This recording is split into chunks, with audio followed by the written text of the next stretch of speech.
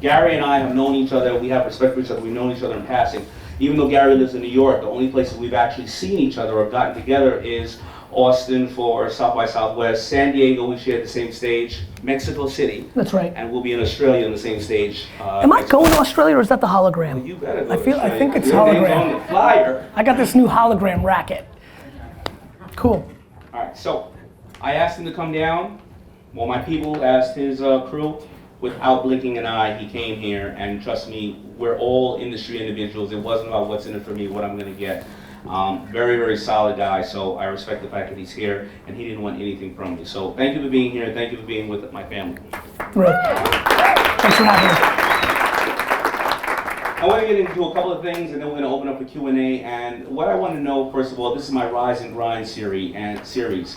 And I don't want to talk about not low, but things that startups need to know, because the whole concept of Blueprint and Co. is you already have the blueprint of business. You already know the fundamentals. You need now to move forward. And my last book, which was Rise and Grind, was about, my last book, which was The Power Broke, was use the assets that are in front of you. And I know that Gary believes in the same thing. But today I want to talk about the methods that successful people have that they do every single day. When you were growing up, did you have a rise and grind mentality? When I was growing up, there was a lot of interesting things going on with me, which is I was an immigrant and education was the way out for immigrants, probably still today, but extremely. Entrepreneurship is new cool. It's an American thing, but if you were an entrepreneur in the 80s and 90s, if you said that word, that means you were a loser with an idea, right? Like and so I was in a very weird place. My whole world outside of my parents were telling me that I was a loser. My teachers were telling me I was a loser. My friends' parents were telling me I was a loser because I was getting D's and F's.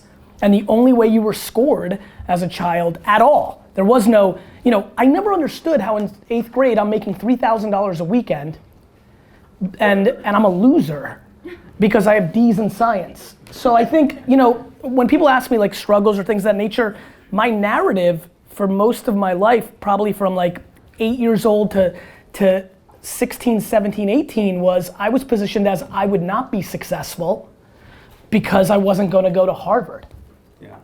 Yeah, I got left back and I never saw anybody. The only entrepreneur I saw that looked like me on TV was Reggie Sanford, the junk man. He looked like he was doing that well. Yeah, I mean, it wasn't even a conversation. Like, I wish, first of all, I don't truly wish, I envy nothing, but it would have been really cool to be growing up me during this era, right? Like, it would have been really fun. First of all, my parents and I always joke that I would never have graduated high school, ever. If eBay came out a decade early, I would have sold my entire family, let alone everything in the house. So, yeah, I mean, look, I think everybody deals with stuff. I love competition, right? I love competition, so I think that's really saved me. Like, even when I don't have adversity, I fabricate it. As a matter of fact, I secretly think that I've held back my financial upside because I love the process so much. I genuinely know that I could be more wealthy and like sometimes think back to the last 10 years of some of the decisions I'm making. I prefer the hard way. Do you like the process because it's my oxygen. Yeah. The process is my oxygen. Do you ever feel that people cheat you if you go and you give and you hire them for the process and you don't know it? Because I always feel like somebody's gonna hold me hostage to my business if I don't know that process. Yeah, I don't even think about other people. I'm being dead serious. Like, it's unbelievable how much zero outside influence hits me, right? And so like, Instagram's really interesting to me right now because it's an important platform. I'm spending a lot of time on it, but it's probably the most motivational version of myself, right? I only have a minute for video and I can only do quotes and pictures, and so I'm fascinated by that's where my growth is right now, yet it's such a single sliver of who I actually am. It's just one piece of who I actually am. But and the reason I bring that up is it's hard to explain. That's why this is fun. We can like sit here and really get deep into this stuff in detail. And I don't think about outside forces. So when I say things in a 1-minute video of like, who gives a shit if it's who the president is, one way, left, right, I don't care. That's one version of me talking about this. I'm not worried about anybody else. So what was it during your coming up, your rising and grind? What did you do methodically every single day? Tell me what you did when you were 15, your first 90 minutes, when you got up in your last 90 minutes, to what you did today. Has it changed? Because you always got educated somewhere, so you cared about what somebody was sharing because you could absorb it one way or another. So the one consistent in my life, I still have nightmares. This is actually something I've never said. I used to have nightmares, and it was a very reoccurring nightmare for me.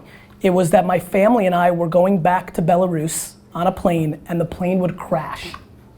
And every time, different people from my family, usually 1 to 3 people, would survive. It was very dark, and like probably in modern parenting, like my parents would be forced to send me somewhere to like check out what was wrong with me, but it was consistent. I would tell you I had that dream 50 times. 50 times between 2nd and 7th grade, I dreamt that my family had a flight crash and 1 or 2 of them would survive, and we'd walk through snow, and it was very, weird. The reason I tell you that story, and the reason you asked the question in an interesting way, 15 and now. The only consistent in my life has been perspective and gratitude. It's the only consistent in my life. Why I'm saying perspective and gratitude. Every morning I wake up and I make pretend that my mother or children or wife die. Every day. Every day, I did it today. I quickly flash in my mind what it would feel like, because I'm very in tune with myself, if my son Xander, who's 4 years old, got hit by a car, like crossing the street. I promise you, if you're in touch with your feelings and you can trick yourself to feel it, even right now I felt it a little bit and it really fucking hurts, like nothing else matters. I'm completely driven by gratitude. I keep things in very simple perspective. I went up with a very lovely lady in the elevator. She goes, "Do you know how many people you inspire?" I go, "I sure do." I'm thrilled and very in tune with my ego. I'm also very thrilled and in tune with my humility. I think I'm the best, and I think that if I disappear tomorrow, nobody really gives a shit. And so that yin and yang is very important to me. And so what I do consistently and have for 30 years now is I keep things in perspective. This feels real nice, admiration, fams, selfies, but I don't know. I've got it very I understand what it is. Everybody in this room, they probably were like you and I when we were focused on our career and getting there. Mark Cuban's funny when he said a girlfriend said it was me or the business, and he said, "What's your name again?" So, we all got to that point, right, in our lives. At what point did you get to the point where you said, okay, now I have to flip the 80-20, and now I have to go and start being with my family, and I have to make sure I put that time in, and I have to, because you probably had a healthy paranoia like me, like, listen, I've done so much to get here, I have to stay. And before you know it, your life can go like that, right? Blank. And now I know it's extremely important to go home with your family. I have a new 11-month-old, and I know you have a young baby at home. At what point in your life did you say, wait a minute, let me find a healthy balance? Or did it start from the beginning? I haven't. Yeah. I'm gonna tell you guys the truth, I haven't. Meaning, I run them in parallel. I'm not crippled by the current political correctness of parenting. You're looking at a kid who didn't see his dad until he was 14 years old, and we have the greatest relationship of all time, and I love him, and he slept home every single night, but I never saw him once. That doesn't mean my workaholic nature will work for me and my kids. I don't take that for granted. I think that you need to know how to breathe. I know what makes me breathe. My family makes me breathe, but I've gotta do what I wanna do. Like, I have to. I'll just break. And so I think of it as in extremes. The reason I answered I don't is I don't think you find balance in any way other than your own balance.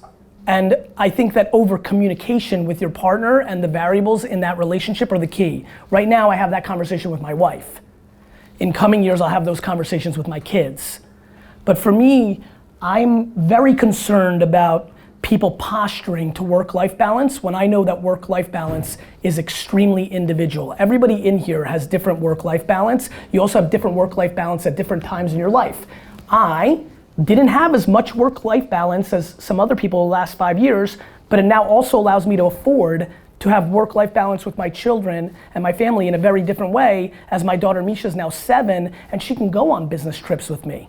The only conversation I had to have was with my wife saying, school's bullshit, be okay with me taking Misha out of school for 2 days. She might miss a science test, but she'll always remember going with daddy to Anaheim. He gave a talk and then we went to Disneyland for the day, right? So I think that my answer to that is I haven't. I work on it every day. I communicate it with my wife often. Do you work on it internally? Because see, internally. I want to know, what do you do? Because I have 10 goals. I read this, the first time I ever read this in Think and Grow Rich when I was 16 years old.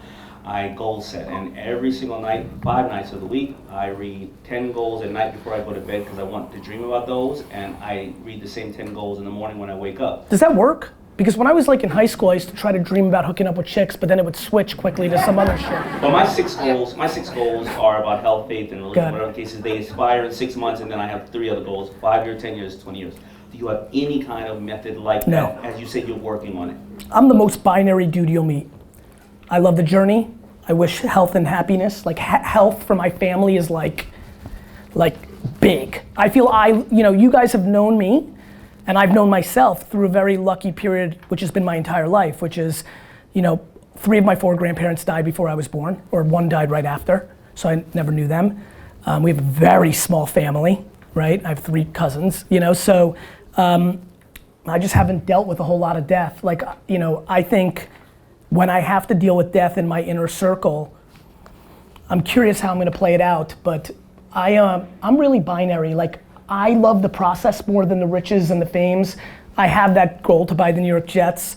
That makes it fun. That's a big goal. It'll take me some time to do that. When people ask me when are you gonna buy the Jets, and I always say 25 years from now, they're disappointed, I'm pumped. I've always found that it's amazing to me. They're literally disappointed. I'm like, it's $3 billion, I have work to do. But yeah, man, Daymond, I'll tell you, I want legacy.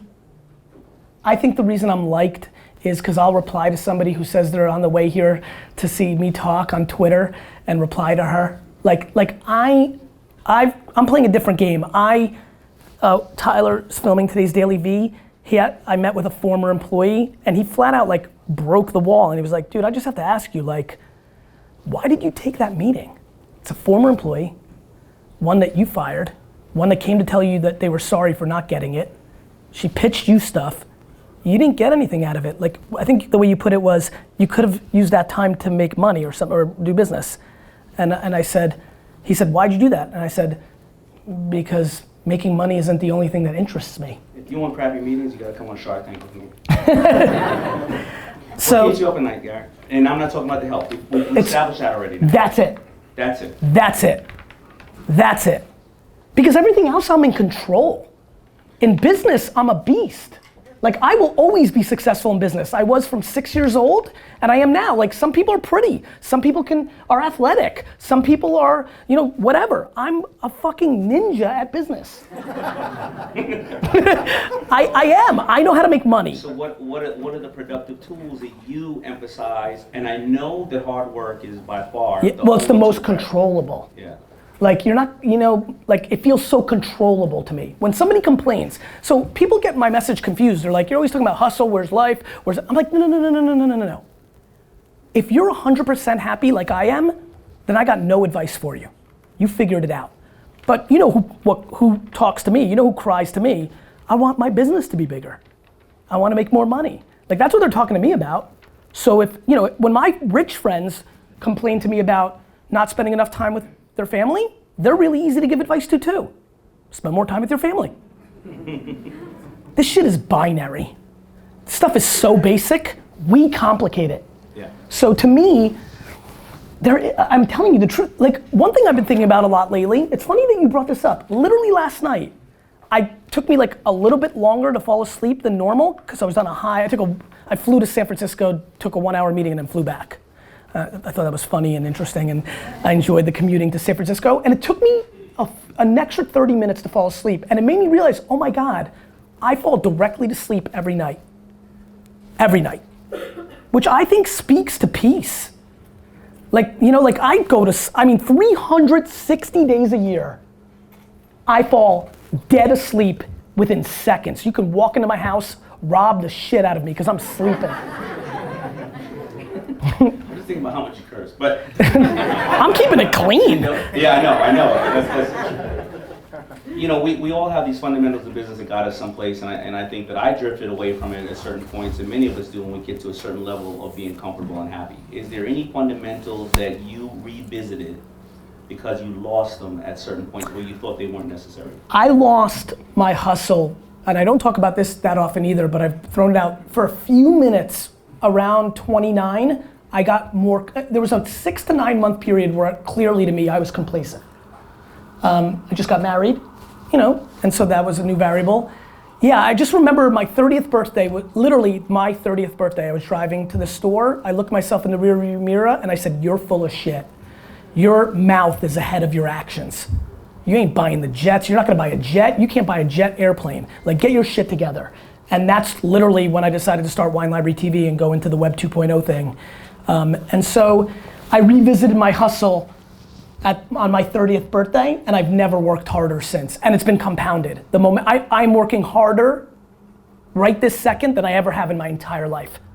That's why I started DailyVee. Just wanted to put all of you on notice. Like, you're not working as hard as I am. And I wanted to do that because people think they're putting in enough work. They're just not. I was just having hundreds of conversations where people thought they were working hard enough for their ambition. That's the key. Like, if your ambition, you know, your ambition dictates what you have to do. And I'm happy when people have ambitions that allow them to work 40 hours a week and they're thrilled. I just want as many people to fall asleep at night the way I do. And I think the only way you really do that is you have a real conversation, because everybody's bullshitting themselves. Putting that you're a CEO in your Instagram profile doesn't mean that you're a successful entrepreneur. It means you're trying to be one. Let's talk about some CEOs and some innovation. You know, many people in this room are public speakers, they advise people. We go around the world, we speak to people. I notice, I don't know about you, but half the time they want me to talk to their staffs or anything else, it's about innovation, thinking outside the box. How do you get people within their corporation to be motivated? Do you find that the same thing? And if so, how real are they? Are most of the companies doing something about that, or are they just sitting there and they talk, rah, rah, rah, they clap their hands and they go back to the same crap they've been doing? That one. Because the leaders of these companies are full of shit. Because they didn't create the framework for innovation in their organization. They just want to point fingers and say you need to be innovating better, yet the rules and the bonuses and the game is structured for not innovation. And the reason you got such a heavy head nod is people know that. Like, they tell you to innovate, but then when you do anything outside the box, they put you right back in it. Is there anything that they can do? Companies that have 5 people, companies that have 5,000. What can they do? What are the first steps you think they can do to really activate it without disrupting their current operation? The most practical answer I've ever given anybody on this is take 20% of your money, your energy, your organization, your people, and make it go rogue as fuck. Let them play, let it play, however you want to define it, with no rules. And then run your company with the 80% that's left over and build a good enough company that 80% can afford for the 20% to be a negative ROI experience. Are there any companies out there doing it right? What companies can you name that are doing it right? I don't know. Right. You know, the truth is, one of the biggest reasons when people ask me who's doing it right or who's doing it right on social media or which companies are doing it right, I don't know. You know, I don't know because I didn't look under the hood. You know, a lot of people think certain things are going great and they're not. You know, don't forget, Daymond, and this is something I want a lot of the youngsters in this room to think about. If you're under 30, let's see, 8 years. If you're under 32, you need to hear what I'm about to say. You've lived through a great economy every part of your professional career. It's been good now for the last 8 or 9 years. It just has. We've bounced back since 2009, 10, 11. We've only been growing. There's only been growth. Like, no matter what anybody says, that's what's happening. So I'm very concerned about the next bubble burst. Let's talk about that. So I am not getting into politics. That's not what we're here for. We're here to talk about how we empower ourselves. But let's talk about this. Yes. Whether it is somebody going to make this country great, whoever it was going to be, whether it is I'm going to stay on welfare, whether it's I'm going to go to a school. Let's talk about the fact that the #1 job for males in this country is driving trucks, but when autonomous vehicles come around, Uber drivers and males are going to be out of business. Let's talk about the #1 job for females are secretaries and assistants, but virtual assistants are coming around and they're going to be out of business. No matter who's making America great, and I'm 50 years old and I'm driving a truck and I'm going to be happy because there's going to be 11% growth in the next 5 years, then all of a sudden, bang, UPS, Bang, American Express, Postal Service, Uber, automated, you're all fired. What am I gonna do then? Because I'm sitting here telling you that America's gonna be great and I'm gonna be good forever. Yeah, I mean, What's look, gonna happen? that's going political. Like anybody that thinks the president of the United States, whether it's Barack or Donald or Bernie or Hillary, is gonna help them, they're a fucking loser. Straight up. Absolutely. I promise you, you are. That means you need somebody, so whether your president is for minorities and females, or your president is, for the 26-year-old white male that's got no skills, here's the punchline. The market is the market. What is the 54-year-old gonna do? Adjust. Or lose. Right, but how do we get that message out to say, you know what, you can probably drive a truck to your 55, you can program and tech and do those till you're 90. Talking to BMW, they said that they can't get enough kids to be technicians because their theory is the old mechanic with the big grease on his shirt. I was talking to the head of the heavy machinery operations, meaning crane operators. They said their jobs are empty for 15 months. These kids can go to school for 1 year, come out, make $150,000, but yet they're going to a school. 50% of them will retire with a title of a job that doesn't exist today. They're staying in school for 4 years, half of it is digital classes, they're leaving with $300,000 in debt and they still don't know how to operate anything. So how do we get the parents in this room to save that money? How do we get the kids in this room, well not the kids in this room, but who's gonna watch this online, to understand what they need to do and move ahead and not think a diploma is gonna save me, the president is gonna save me, welfare is gonna save me, or anything else. What happens then? What needs to happen? Carnage. Carnage needs to happen. People are complacent. Here's most people's strategies in life.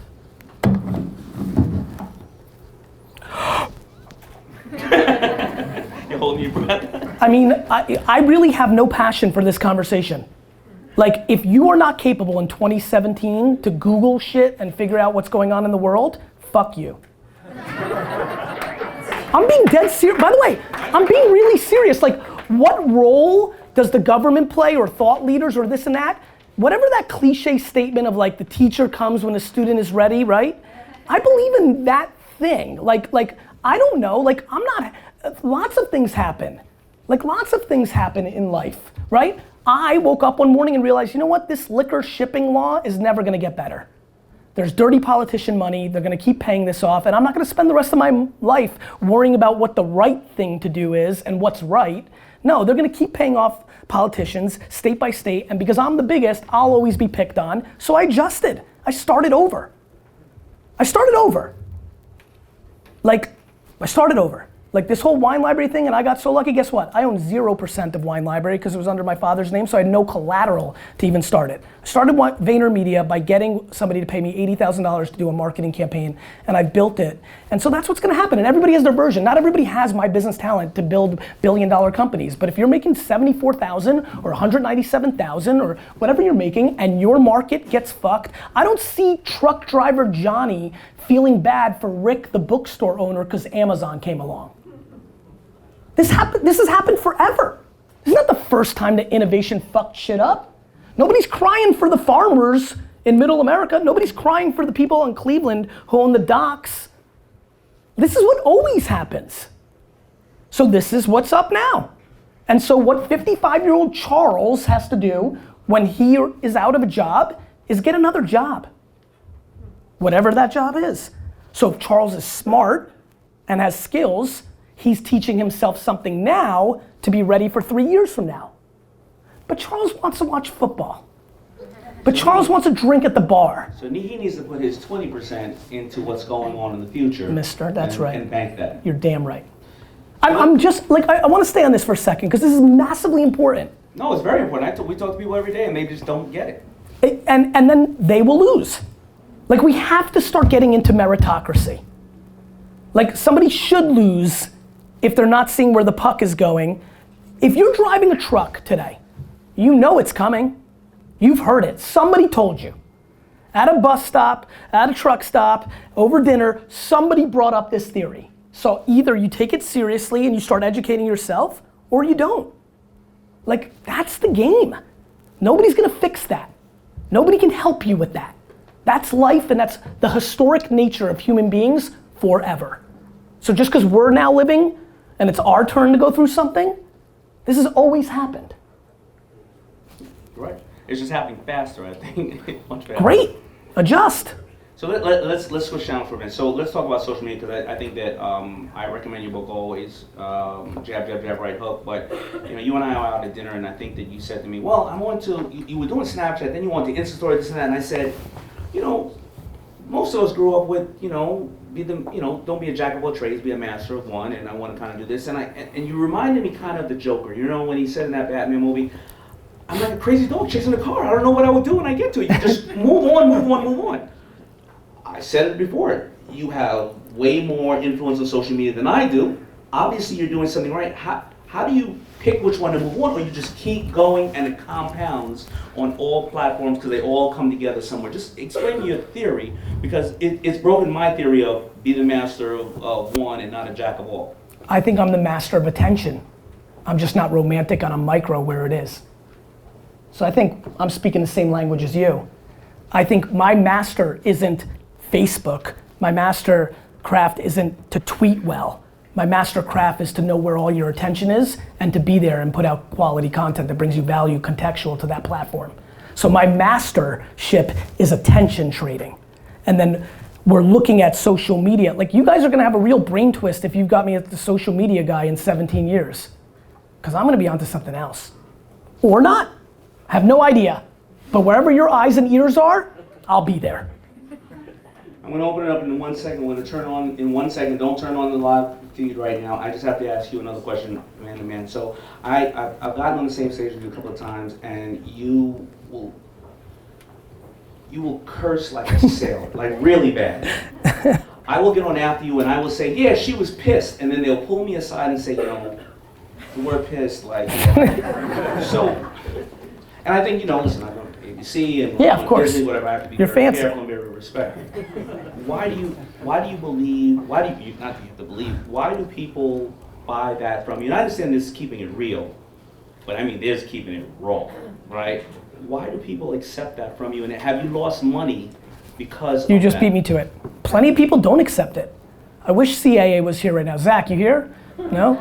Like, I've lost tons of money. I just don't give a fuck.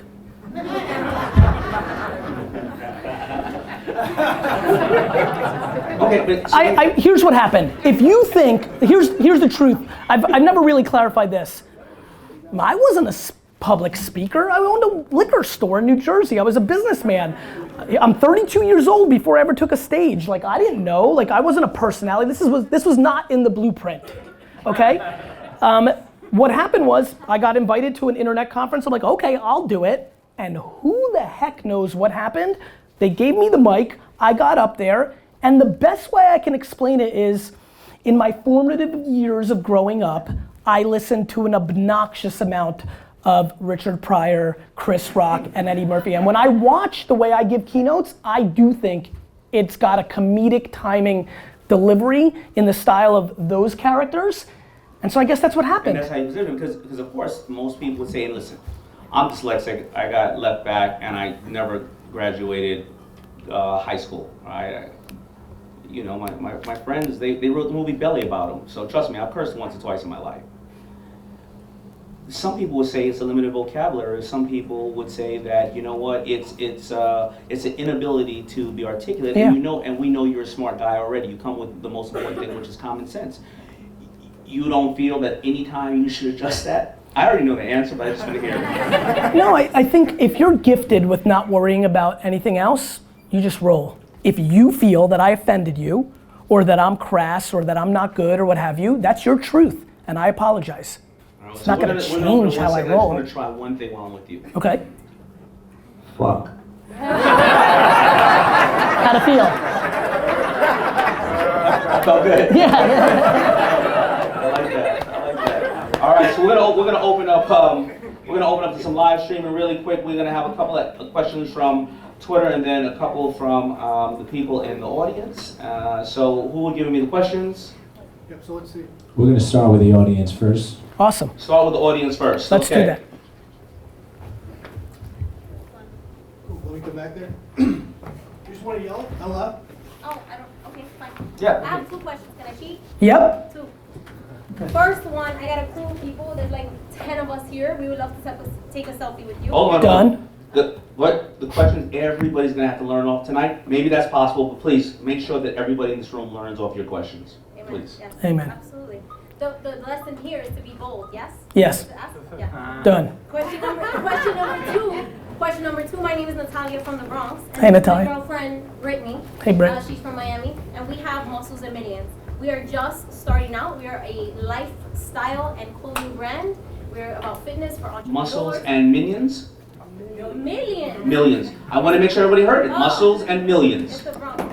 Go ahead. Millions. So my question to you, Garyvee, is we noticed that you put a video up regarding hashtag BizDevSunday. Yes. We sent the email. Can you expand on that, and how do we get you to work with us, and how do we get endorsements? Like, what do we need to do? So I'll try to make this a learning moment for everybody. Thank you. You're welcome. So I think, I'm a big fan of jab, jab, jab, right hook. I'm able to duck, right hook, right hook, right hook, right hook. And so I think the biggest way for me to do things is when I feel like there's value in return. When you get to, I couldn't imagine what you're living through. I think the biggest way to get somebody who's got more leverage than you do is to disproportionately bring them value to even the score to make something happen. Yeah. We DM'd you, and I offered you tons of shirts and hats and stuff, and you never responded. Right, I'll tell you why. Because everybody did that. So now I'm here. And All right, we gotta go into the next But question. I think it's about bringing value. Your t-shirts bring me no value. Okay. So you need to figure out what brings me value, and then you have a shot of executing. Yeah. So we always teach that it's really what's in it for the person you're pitching, no matter what you're pitching. Whether you're waking up in the morning trying to get into the bathroom before your husband or wife, or you're trying to get your child on the school bus and you're saying, please, I'll take you to Chuck E. Cheese if you just get on the school bus right now. It's always what you're pitching. We all get pitched that type of stuff, but you have to find a way to bring value. And honestly, you most likely will see him again and again and again if you're persistent, but the day that he feels you're going to be successful with or without him and you can bring him value, then it's worth the conversation. I think tenacity is way more commoditized than people think. Exactly. There's a lot of people hustling. It's a value exchange game. The reason I've popped and have this fan base is there's a lot of people saying hustle. There's a lot of people putting out content. I'm disproportionately trying to bring more value in detail and motivation and effort and engagement. And I do answer a ton of DMs, but I answered DMs the entire 6-hour flight yesterday from Instagram. I didn't even get close because I'm one dude and nobody's replying as me because that's not me. Nobody's replying as me. You ever get a wink or a hello or I can't wait to see you? That's me. I'll give you one last one before we go. When I used to have shirts like that and I couldn't get an artist to wear them, I would put the artist's crew and their name on it, and then I would send it to them, and it was a collabo with us, and I would tell them, take all the proceeds, and I'll sell it to them, take all the proceeds and give it to your favorite charity. And when he did it, the supply and demand of lifestyle brands was much lower. It was more expensive to do it. It was harder. He figured it out. The amount of people that have some fucking saying on a t-shirt right now is unlimited.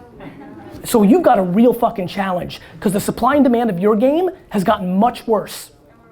Right. Good, do Next it. question. This is a question for both Gary. And then we're gonna go to both Gary Troy. and Daymond, whichever one wants to answer. But I work with a lot of young entrepreneurs through Venture for America, and the one issue is I'm curious how you guys judge when you're working on a new business or you're investing in a new founder. How do you know when to tell them to give up, or how do you know yourself when to give up? Because you want to be consistent, you want to keep working and figuring it out. So what's your solution? I want to expand on that with that question for Gary. I want to know exactly that, and I also want to know when you're working with them, what do you instill in them as well when they're on their path? So when you tell them to give up, and what do you say, you need to do this every day? So I think the key is to not be consistent because you can't give consistent feedback for everybody. Like I wanted to give feedback based on what I was feeling there, but I might feel something different here. The key is I found that somebody is either impatient or too patient. And so that's always a key for me. Like some people are romantic and some people are not romantic at all. And so I think I'm usually pushing in the other direction where they're over-indexing because that usually tends to happen in the balance of what they need. Some people are just gonna hold on. So, so I just did a show, right, with Apple. We were doing these apps, so I mentored people. It was a little bit different. We had to like be like the voice, we had to coach them. This one girl just didn't want to hear it from me. I'm like, you're not gonna win. Like this is not gonna happen. Maybe I'm gonna be right or wrong, but I was pushing her to be, she was so romantic and in outer space, but she didn't want to let go, right? On the flip side, there was other people that were kind of rocky. I'm like, no, you got something, and pushed towards it. So the truth is, when I look at young entrepreneurs, I don't give blanket advice. I give individual advice of the moment of where they are and what their business is doing to really give advice. Have you had a business where you decided that, you know what, it's time to give up, this is not working? Like, what was that inflection point for you? Yeah, I mean, I do a lot of side businesses. Like, I've only really run 2 core businesses, Wine Library and VaynerMedia. Those are the only ones I've ever really gone all in on. But yeah, I mean, I've started side projects. I did a thing called Vayner Toys, where this whole eBay flip challenge I tried to do with buddies, like Cork, the wine social network. I have jumped off of businesses that I owned a big piece of, but I wasn't the operator. I haven't done it when I've been the operator. I've seen them through. So I haven't had that exact, I'm the guy steering the ship and I have to jump off. I haven't had that experience. But I also don't build businesses for anything other than forever. Biggest problem with a lot of people in here, and the reason they will lose, the single reason they will lose, is from the day they start their business, they're building it to sell. They want the money. That's why they lose.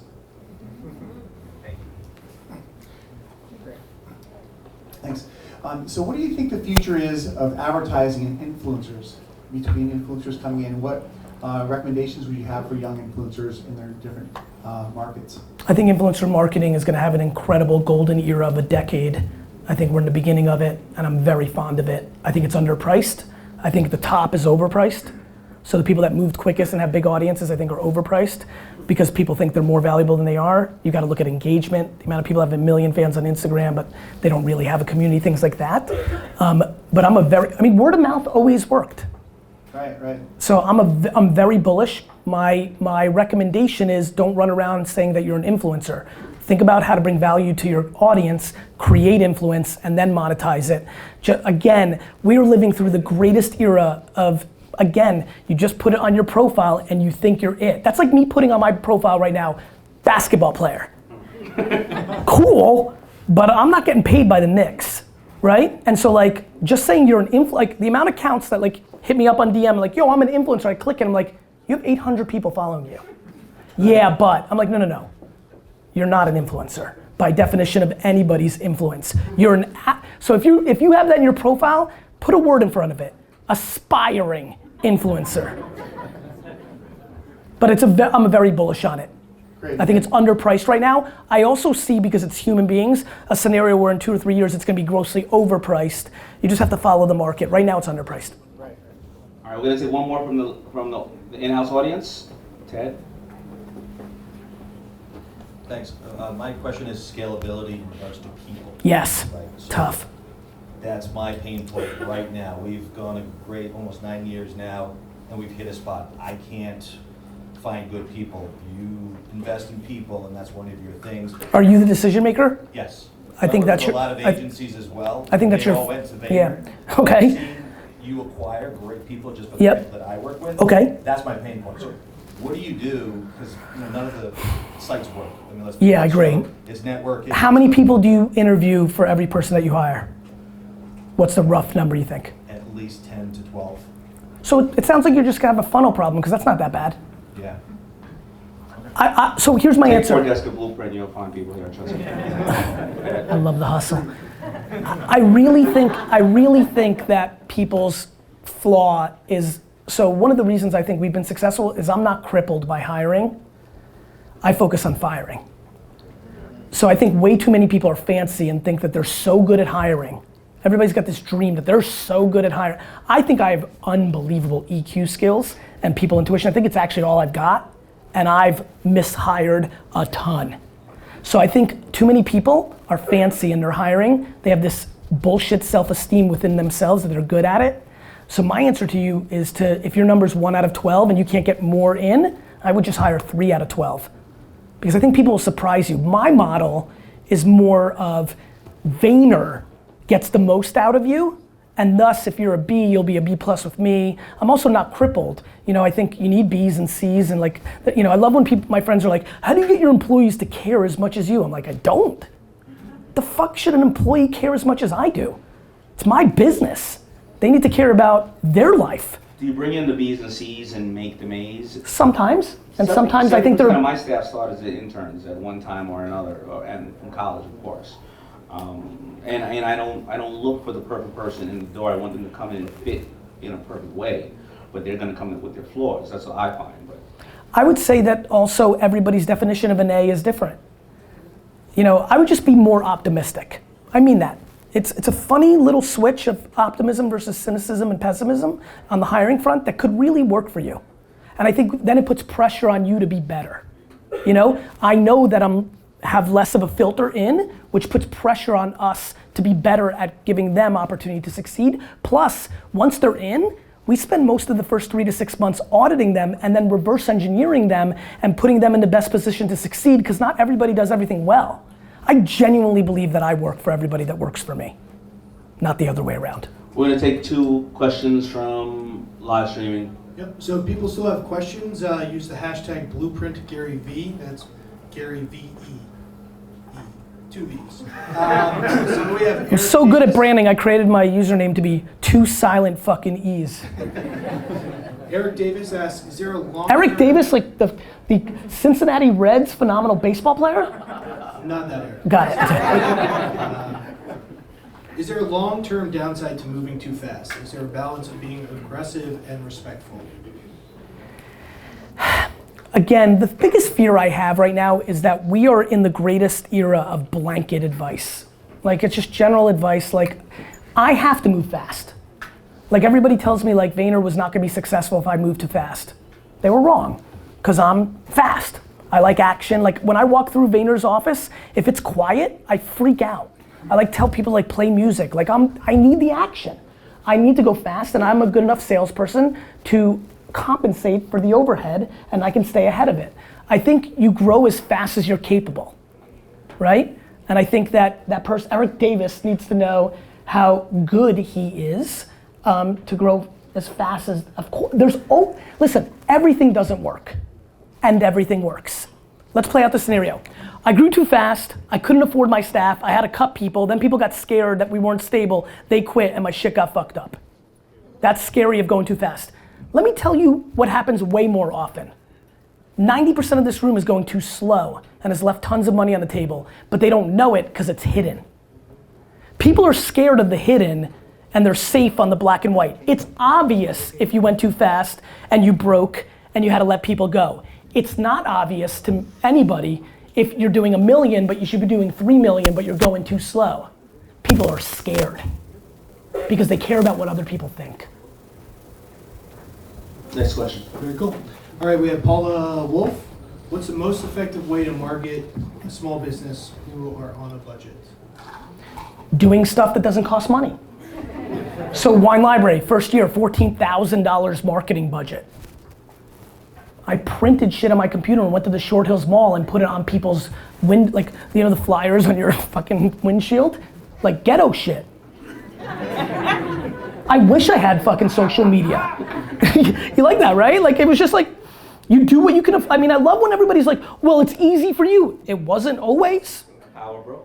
You know, like, it wasn't always. Like, you weren't with me when I was in my house printing on that slow ass computer, you know, 20% off a case of wine, and then I grabbed the whole thing, and then I fucking woke up at 6 a.m. and went to the Short Hills Mall and just went and put that on the flyer. You weren't with me. One last one, or you go? Yeah, that's great. All right, I'm gonna take one last one. Can I expand on that? Yeah, of course. We're fancy.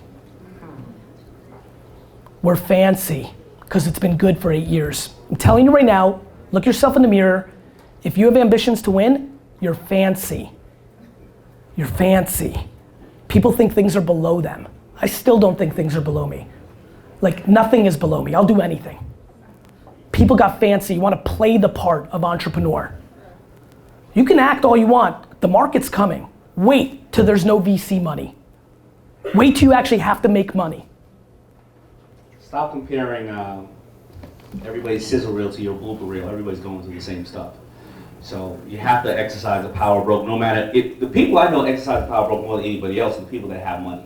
100%. All the lines that my partners and I put out after we were already established, instead of going in a normal clothing line would take about 120 days and about $50,000 to create the entire product line. I'd go to Ralph Lauren, rip the label off of here, sew some embroidered crap on it, the name, pay somebody $2,500 to put in a video and sit there and watch it. The phone's gonna ring. Phone rings, all right, make some more shirts. And I save time, I save energy, and I save the cost. And the hustle never stops when we're talking about that. You have to think OPM is other people's money. No, it's other people's manufacturing, mind, power, marketing, mentors, and making money off other people's mistakes. I want everybody to give it up for Garyvee. Thank you, Gary, for having me. And now being here with us, I appreciate it. Let's get the fuck up out of here. I can use those words now. Thank you. Thank you, man. Good? Great. Thank you. I still want to talk about fancy. Oh, wait, let's talk about fancy. Can we stay another minute? Him. Can we stay on? I'm not fulfilled yet. On this, I mean this. I don't know, Tyler, how am I doing? We're doing right? Yana's in the crowd, right? She's somewhere here. Yana. We're fancy. We have to have this conversation in this space. Like, we've got it. Every entrepreneur in here has it so much better. It's called the internet at scale. So many things are easier than what we came up with, right? You can DM the person and maybe get to them. I want you guys to win, which is why I talk about this.